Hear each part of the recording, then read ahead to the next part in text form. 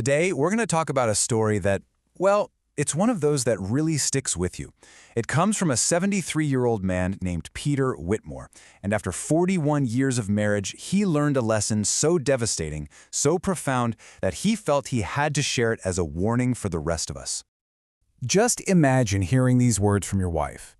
They were among the last things Susan ever said to him. After 4 decades together, a lifetime, this one sentence just completely shattered the reality he thought he was living in.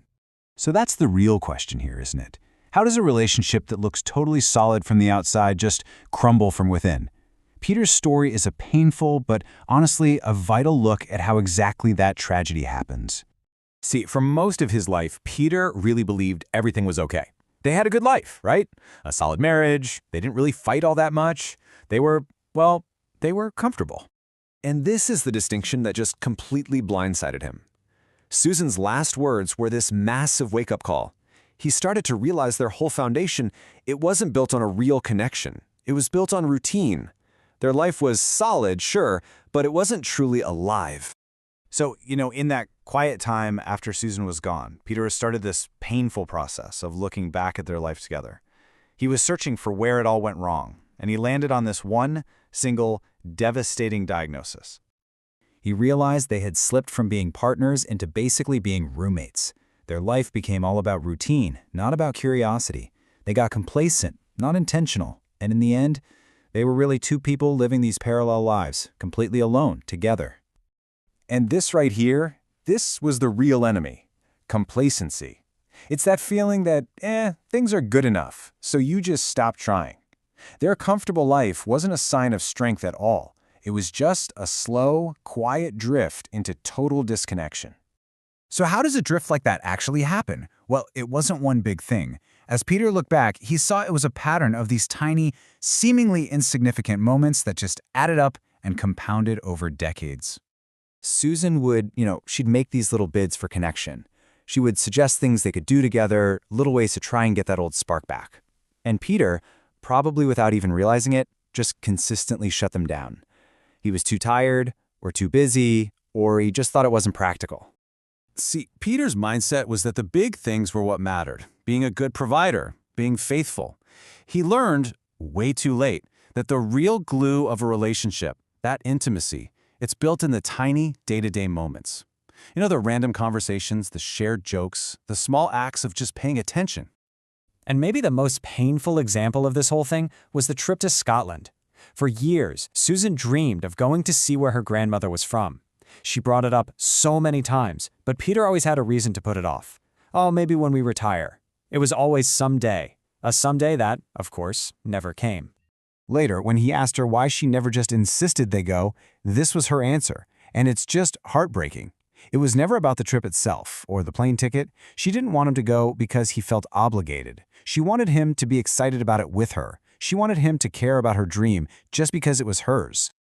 This was the big conclusion he came to after he read through her private journals. It wasn't some huge betrayal that ended their connection. It was the slow, steady drip of being overlooked, of her needs always coming second, of being taken for granted day after day after day. So, look, Peter's story isn't just about his marriage. It's a huge warning for all of us about the single biggest threat to any long-term relationship, and that's the silent killer of indifference. 41 years. Just let that number sink in for a second. An entire lifetime shared. But how much of it was actually lived together? This number really makes that abstract idea of wasted time feel incredibly real and incredibly stark. And this is the absolute core lesson here. The thing that really kills love isn't the big dramatic fight. It's not some huge explosion. It's the quiet, creeping disease of just assuming your partner will always be there, so you just stop trying.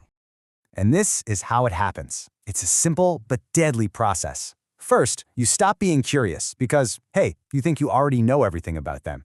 Then, you stop making a real effort because it just doesn't feel necessary anymore. And finally, you start operating on this fatal assumption that you'll always have later to make things right. Okay, so this is the point where Peter's tragedy becomes an urgent call to action for every single one of us. He is sharing all this pain and regret so that maybe, just maybe, we don't have to live with our own. So his story forces us to look in the mirror. Let me ask you this, and be really honest with yourself. When was the last time you had a real conversation? I'm not talking about who's picking up the kids or what's for dinner. I mean a conversation about dreams or fears, or something that just made you laugh. And how about this one? When was the last time you did something for them with absolutely no other agenda? Not because it was a birthday or an anniversary, but just a spontaneous act because their happiness mattered to you in that specific moment. And I mean really looked.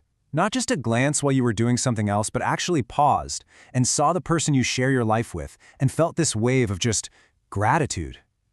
That's the difference between just living in the same house and actively appreciating someone.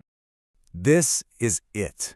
This is the ultimate takeaway that Peter had to learn in the most painful way possible. Love isn't some passive feeling you fall into. It's an action. It's a choice you have to make over and over again every single day in all those small, unremarkable moments. In a way to avoid Peter's mistake, it's simple. It's not easy, but it is simple. It means making the choice to be curious, even when you think you know all their stories.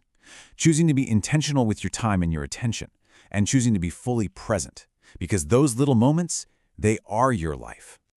Peter's someday to go to Scotland with Susan turned into a never, and his story leaves us with this one final urgent question. That time we all think we have, it's an illusion. The only time we have to ask the question, to share the dream, to choose being close, is right now. Don't waste it.